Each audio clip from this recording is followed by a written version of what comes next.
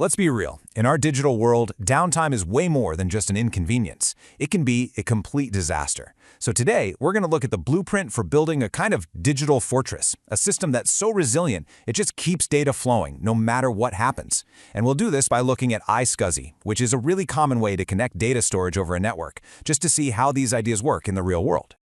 I mean, just think about that for a second. What if one network cable gets accidentally kicked out? Or a single power supply just gives up? In a poorly designed system, that one tiny little thing is all it takes to bring everything to a grinding halt. That's exactly the kind of risk we're here to talk about getting rid of.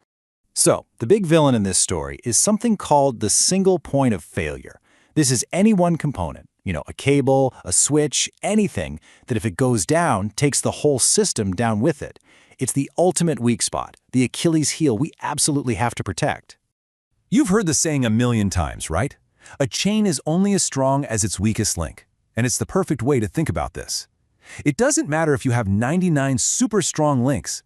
If just one of them is weak, the whole chain breaks. Our job is to hunt down every single one of those potential weak links and make them stronger. So, how do we fight back? Well, the answer is this really powerful idea, redundancy. And the concept is actually pretty simple. You never ever rely on just one of anything that's important. By duplicating components and creating multiple paths, we're basically building a system that has a backup plan ready to go at a moment's notice. All right, so where do we start building this fortress? Well, the first layer has to be the network. Think of these as the highways that all of our data travels on. We have to make sure these highways are super robust and can't be broken.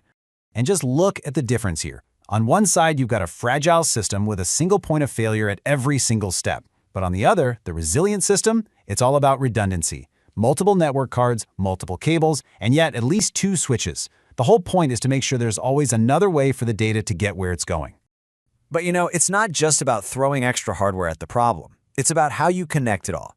You need multiple paths with different network cards and cables, all leading to redundant switches that are cross-connected. That way, if one switch dies, the other one is right there, ready to go. And the system uses these clever automatic path selection policies to manage everything for you, either balancing traffic or instantly switching paths when it needs to. And this whole process is called automatic failover. It's actually pretty cool to see in action. So normally, all your data is just cruising along on path A. But the second a component on that path fails, like a switch dies, the system spots it immediately and boom, reroutes everything over to the healthy path B. No one has to flip a switch, and if it's done right, there's zero downtime. The connection just stays up. And that's really the bottom line here. The whole goal of network redundancy is to make sure one simple physical problem, like a bad cable or a dead switch, never ever cuts you off from your critical data.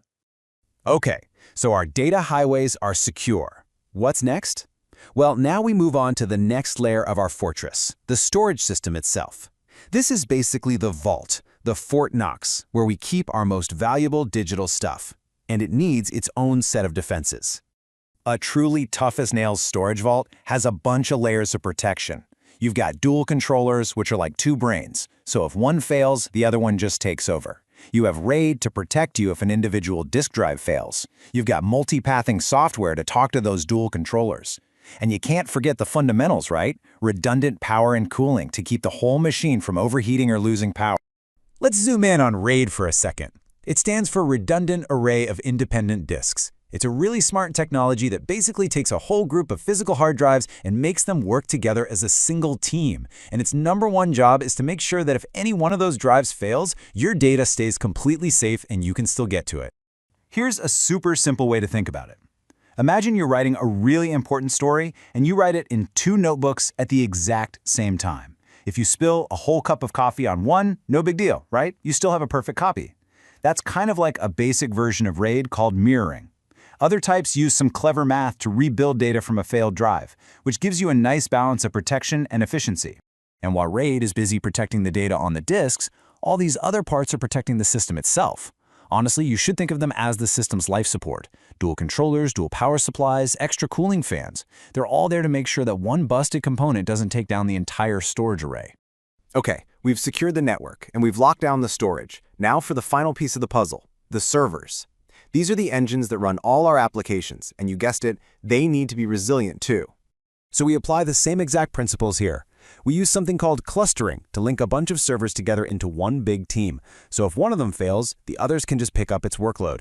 Of course, we give them redundant network cards to keep those vital connections we already built. But then there's virtualization, and that really changes the whole game.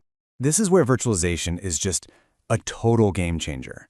It separates your software and your apps from the physical box they're running on. So if an actual physical server dies, the virtual machines running on it can be automatically and instantly moved to another healthy server in the cluster. For the people actually using the application, the whole thing can be completely invisible. So there we have it. We've built our 3 layers of defense: the network, the storage, and the servers. Now let's just take a step back and see how it all comes together to form one single, incredibly tough system.